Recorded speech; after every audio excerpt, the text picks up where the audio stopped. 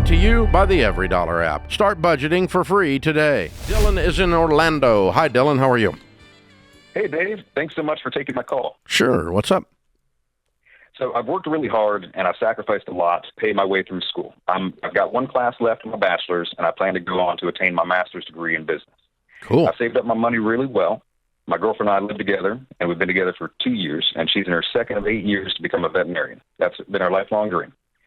It's going to put her in about a $200,000 to $250,000 hole of debt, and the average income for that degree in the state of Florida is $114,000.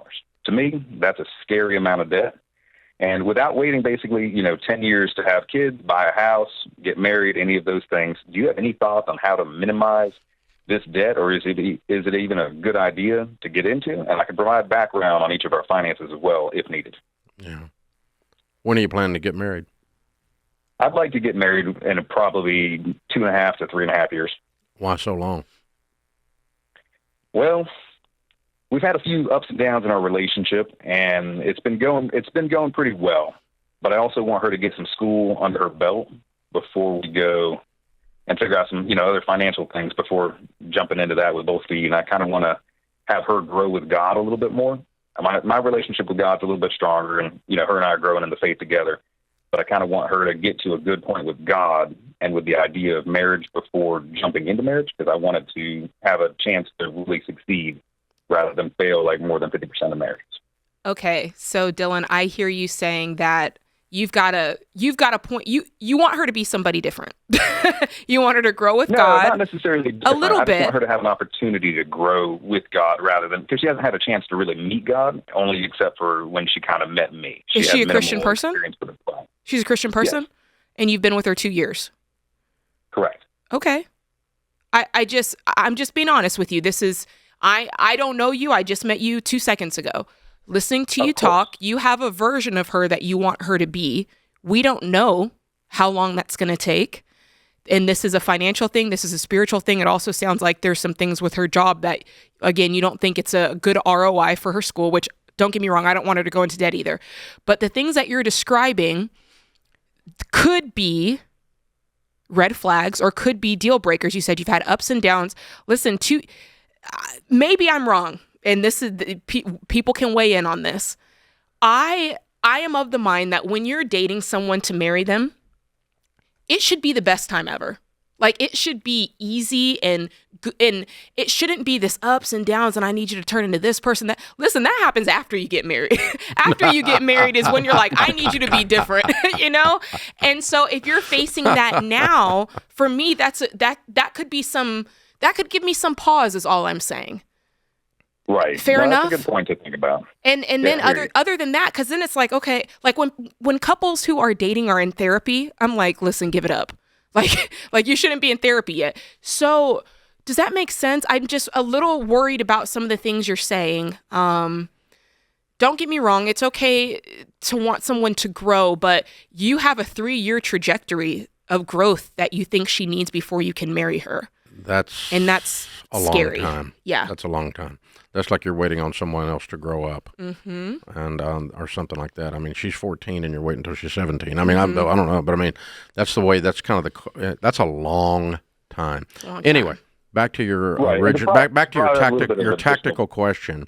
How can she go to veterinarian school for less than $200,000? Well, number one, it depends on where she goes to vet school, because vet schools are like all other schools. There is a vast spectrum of what they charge.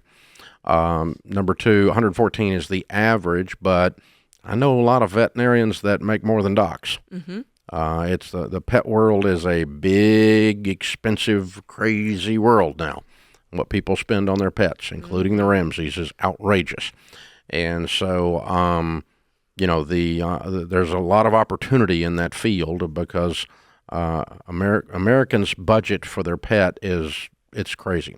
So, I think a veterinarian is actually an excellent field to go into. I'm with you. I would try to limit or do away with the $200,000 in debt while I'm doing that. I would do that first with school choice.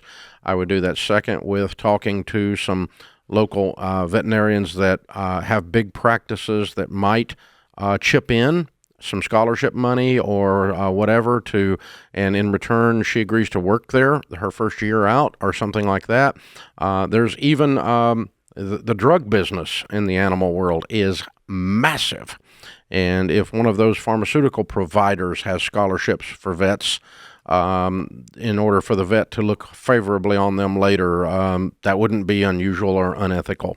And so I would be poking around on all those kinds of things to try to create money to move towards paying the bill, number one, and then number two, lower the bill by where we go to school, and so forth. But I want to play with animals, and I want to go $200,000 in debt to play with animals is not a plan. That's a childish view of actually a wonderful degree, and I'm not sure which of those she's taking. I was not accusing her of that. True. But I have met people that, since I was 6, I wanted to be a veterinarian. Yeah, but when you were 6, you didn't understand what it cost. True. And when you were 6, you didn't understand it involved poop. Lots of poop. Honestly, you need to shadow for that career. You didn't understand it involved blood and guts. Yeah. And animals dying and so on. And they're not puppies. They're old and crusty when they come in. It's so you're not 6 anymore. Right. And so I'm guessing she has moved past that. But if we're blowing up a 6-year-old's dream, that's fine.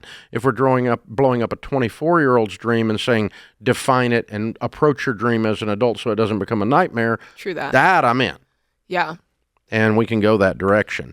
And so, yeah, I would do that. Dylan, I'm going to jump on one other thing, and then because you walked into this, brother, I'm sorry. Did you say y'all were living together? I'm all ears. Did you say you were living together? What? Yeah. Did you say you're living together? Yes, for financial reasons for her, she wouldn't have basically a place to live. See, you remember there that? it is. You remember that God part? Yeah. Yeah. You remember that Bible that goes with that God part? I hear you. Okay. I felt like that was coming. Well, I mean, Well, I got another one coming. I don't like that he's like taking care of her. I don't like that. I feel like she didn't have a place to live, so I got to give her a place to live. Financial reasons. She doesn't know how to do this degree, so I'm going to show her how to I don't like this. I'm sorry, Dylan. I'm talking about you, but I don't like this relationship. I want people who are equal and they see eye to eye. I feel like you're up here and you're viewing her down here and you're Big Papa who's got to take care of her. I don't like that. Create your free every dollar budget today, the simplest way to budget for your life.